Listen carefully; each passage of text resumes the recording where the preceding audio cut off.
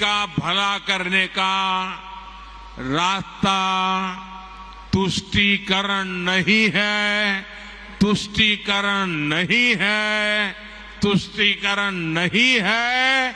सच्चा रास्ता है संतुष्टीकरण, संतुष्टीकरण, संतुष्टीकरण। आज देश में जहां भी भाजपा सरकार है, वहां हम संतुष्टीकरण के अभियान में लगे हैं। संतुष्टीकरण का रास्ता मेहनत वाला रास्ता होता है, उसमें पसीना बहाना पड़ता है। अगर बिजली मिलेगी तो सबको मिलेगी, तब लोग संतुष्ट होंगे। आजकल हम देख रहे हैं कि यूनिफॉर्म सिविल कोड के नाम पर ऐसे लोगों को भड़काने का काम हो रहा है। आप मुझे बताइए, एक घर में परिवार के एक सदस्य के लिए एक कानून हो, परिवार के दूसरे सदस्य के लिए दूसरा कानून हो, तो क्या वो घर चल पाएगा? क्या कभी भी चल पाएगा क्या? फिर ऐसी दोहरी व्यवस्था से देश कैसे चल पाएगा? हमें याद रखना है कि भारत के संविधान में भी नागरिकों के समान अधिकार की बात कही गई है, और सुप्रीम कोर्ट ने बार बार कहा है। सुप्रीम कोर्ट डंडा मारती है, कह रही है कॉमन सिविल कोड लाओ। परिवार के नाम पर वोट मांगने वालों ने अपने परिवार का भला किया। अब आपको सोच समझकर तय करना है कि आप किसका भला होता देखना चाहते हैं। आपको गांधी परिवार के बेटे बेटी का विकास करना हो तो फिर कांग्रेस को वोट दीजिए। आपको मुलायम सिंह जी के बेटे का भला करना है तो फिर समाजवादी पार्टी को वोट दीजिए। अगर आप लालू परिवार के बेटे बेटियों को उनका भला करना चाहते हो तो आरजेडी को वोट दीजिए। आपको शरद पवार जी की बेटी का भला करना हो तो आप एनसीपी को वोट दीजिए। आपको अब्दुल्ला परिवार के बेटे का भला करना हो तो आप नेशनल कॉन्फ्रेंस को वोट दीजिए। आपको करुणानिधि जी के बेटे बेटियों पोते पोतियों का भला करना हो तो डीएमके को वोट दीजिए। आपको के चंद्रशेखर राव की बेटी का भला करना हो तो आप बीआरएस को वोट दीजिए। लेकिन मेरी बात ध्यान से सुनिएगा, मेरे देशवासियों, मेरी बात ध्यान से सुनिएगा। अगर आपको अपने बेटे का, अपनी बेटी का, अपने पोते का, अपनी पोती का, अपने नाते का, अपनी नाती का, अगर आपको अपने परिवार के बच्चों का भला करना है तो आप वोट भाजपा को दीजिए। ये विपक्षी सब जो है वो किस चीज की गारंटी है? ये सारे लोग, ये दल गारंटी है भ्रष्टाचार की। ये गारंटी है लाखों करोड़ रुपयों के घोटालों की। कुछ दिन पहले इनकी एक फोटो ऑप कार्यक्रम हुआ था, मिलकर के फोटो निकालने का एक कार्यक्रम हुआ था। इस बैठक में शामिल दलों के इतिहास को देखेंगे तो पता चलेगा कि वो सब मिलकर के, जितने भी लोग वो फोटो में दिखते हैं ना, एक एक को जरा देख लीजिए, उन सबका मिलकर के टोटल लगाएंगे तो ये सारे मिलकर के कम से कम 20 लाख करोड़ के घोटाले की गारंटी है।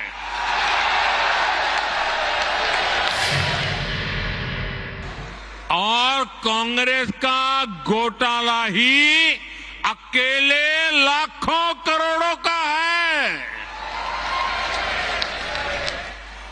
1,86,000 करोड़ का कोयला घोटाला, 1,76,000 करोड़ का 2G घोटाला, 70,000 करोड़ रुपए का कॉमनवेल्थ घोटाला शामिल है, 10,000 करोड़ रुपए का मनरेगा घोटाला, हेलीकॉप्टर से लेकर सबमरीन तक कांग्रेस के घोटाले से कोई ऐसा क्षेत्र नहीं है जो कांग्रेस के घोटाले की हाथ का शिकार न हुआ हो।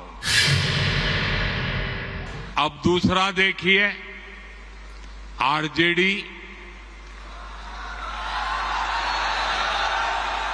हजारों करोड़ के घोटाले का आरोप है। चारा घोटाला, अलकतरा घोटाला, पशुपालन शेड घोटाला, बाढ़ राहत घोटाला।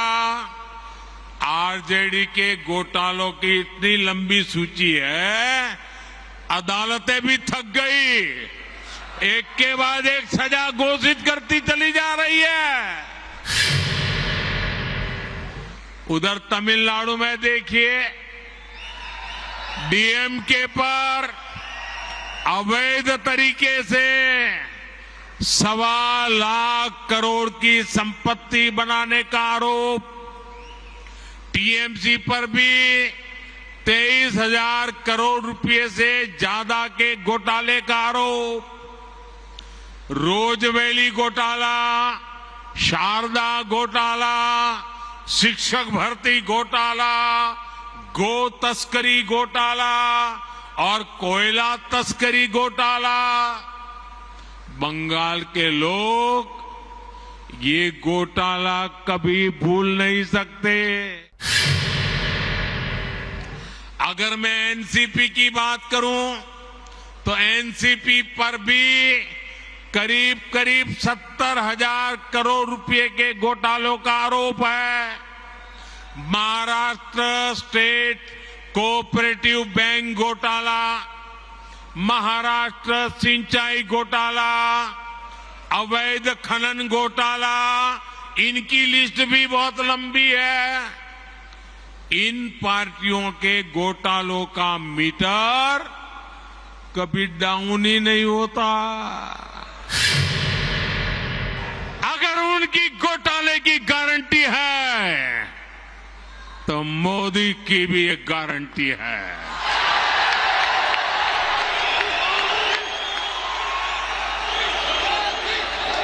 और मेरी गारंटी है, हर घोटालेबाज पर कार्रवाई की गारंटी।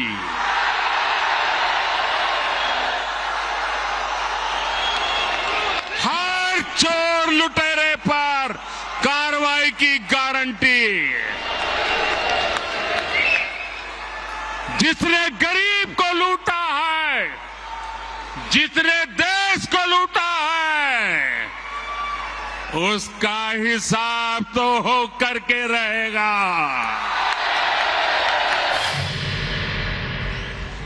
साथियों, ये लोग हम पर आरोप लगाते हैं, लेकिन सच ये है कि यही लोग मुसलमान करते हैं।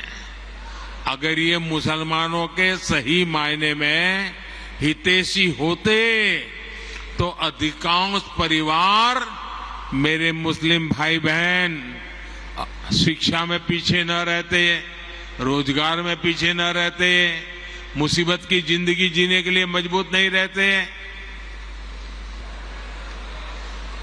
ये वोट बैंक की राजनीति करने वालों ने हमारे जो पसमंदा मुसलमान भाई बहन हैं, उनका तो जीना भी मुश्किल करके रखा हुआ है। वो तो तबाह हो गए, उनको कोई फायदा नहीं मिला है।